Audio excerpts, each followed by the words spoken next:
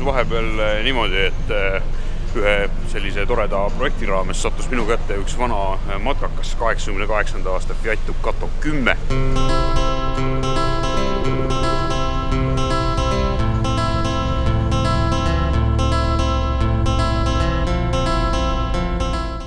Tere, hääd inimesed! Vahepeal on juhtunud nii palju, et igavene hulk värsket vett on merre voolanud ja kätte on salamisi jõudnud oktoober. Ja olgugi, et kämper on peaaegu 6 aega seisnud parklas oma järgmise seikluse ootuses, ei ole eelnev aeg talle sugugi hingetõmbeks aega pakkunud. Põhimõtteliselt juhtus nii, et sellele eelneval 4,5 kuul kütsin Eestimaal maha 10 000 kilomeetrit ja selle käigus sai siis maha märgitud matkaspordi 25. sünnipäevaks mõeldud 25-punktiline uhke matkaseiklus ning viimase ekspluatatsioonikuu võttis enda alla ühe toreda telesarja uue hooaja tegemine. Sinna vahele jäi aga hulk toredaid ööbimisi ja lastega kondamisi. Minu kämperiga oli see lugu, et ülevaatus sai septembris otsa ja tegelikult sellepärast ma ta siia tõingi, et vaadata enne üle, kui lihtsalt mingisuguse nõmeda vea pärast kordusülevaatusele suunatakse. No ongi parem, et enne ülevaatust tuled läbi, vaatame auto üle või aagise, et pidurid oleks korras, veermik korras ja nii edasi, et pärast ei oleks halba uudist, lähed ülevaatusele ja siis on mingi sarniirislõtk või mis iganes. Soovitav oleks hea katused ja igast need ühenduskohad, mis võivad tekkima hakata sügisel üle vaadata, et kevadel ei oleks niisugust mõnusat tallitust tunda ja pärast sellega maadelda ja vaeva näha, et see ei ole seda väärt, et parem tule ja teeme sügisel need asjad üle. Samas on ka veesüsteemid talveks tühjaks lasta, üle kontrollida, et kuskile vett sisse jääks, et kevadel jälle üllatus, et mingi pump on lõhki külmunud või mis iganes ühendus kuskil imitseb või lekib või nii edasi. Kämper pidas põhimõtteliselt uhkelt vastu, ainult ühe korra juhtus selline tehniline rike, et ühe korra kui seisma jäin, tundsin, et kerget diisliais tuleb salongi ja kui välja vaatama läksin, siis pahises diisel mootoriruumi alt otse tänavale. Kütuse tagasivoolu toru oli lihtsalt nii palju vananenud, et hakanud läbi laskma ja õnneks saime Tartus kohe Lepp Motorsis mul ühe hea tuttava juures seal sipsti uued voolikud külge pandud ja siis lõppes ka see leke ära, nii et ainukene sellel ekspluatatsiooni perioodil tekkinud viga sai üsna kiirelt ja lihtsalt lahendatud.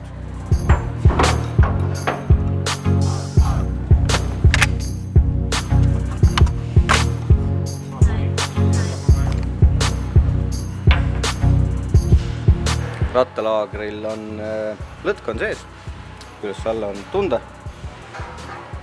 Vaatame, ehk õnnestub peale keerata teda. Kui ei õnnestu, siis mõtleme midagi muud välja.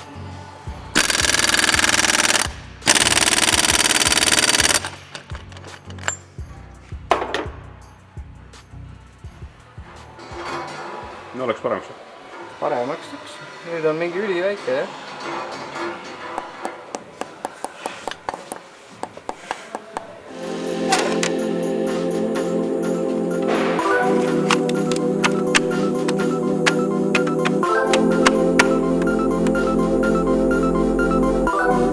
Mul oli siin mingi aeg, tekkis siin mingi mõte, et osta omale kas siis aagis või autoelamu.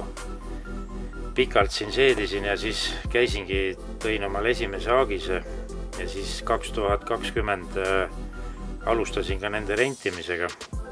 Ei olnudki ühtegi vaba hetke, kus aagised oleks vaba olnud ja nüüd see aasta siis alustasime 4 aagisega ja oli täitsa tore. Mais kuni augustini rahvas nautis ja mõnulas nende aagistega mööda Eesti metsasid ja Aga nüüd on hooaeg läbi ja pakid kõik ära või läheb aastaringseks ekspluatatsiooniks ja mõni võib-olla tahab kuhugi kaugele Euroopasse vedada? No eks seda näitab aeg, et aagised on kogu aeg sõidu valmis. Mina isiklikult nüüd käin ise, kuna aagised on vabad, siis ühe aagise kohandan enda jaoks ära ja käin siis talv läbi, sõidan ringi mööda Eestit. Need puksid nüüd küll need ei ole.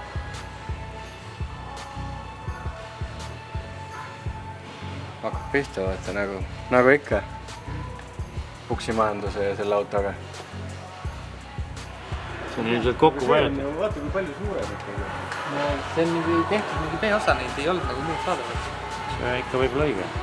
Proovi panna ja on lihtne. Vaata kui paks see on ja see on vaata kui õhukesi. Salpakirjad.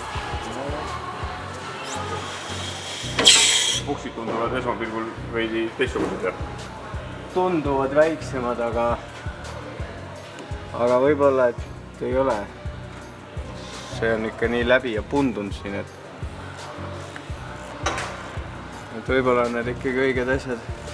kuidas su enda kämperi suvi möödus? Suhteliselt edukalt, välja arvatud see, et kõrgsurvepump hakkas lekkima. Aga sai oma sõidud kõik tehtud ja nüüd tuleb lihtsalt kevadel ette võtta sammas rihm ja need kõik ära vahetada seal. Need ongi sellised kuluosa puksid, mis aeg-ajalt peavadki ära kuluma.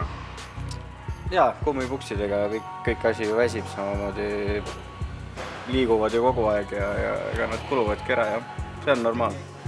Mul oli vahepeal mingi meeletu diislileke siin, kui tagasivoolu voolik katki läks, et kas see pealevoolanud diisel ka kuidagi mõjutas selle halvenemist?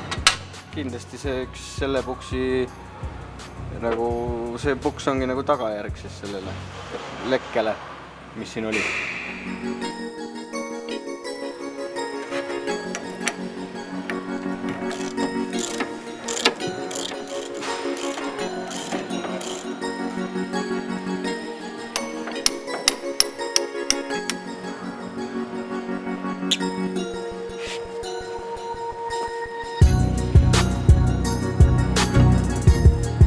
No nii, tehtud. Tehtud. Töökiirja korralik. 100 000 kilomeetrit. Vabalt.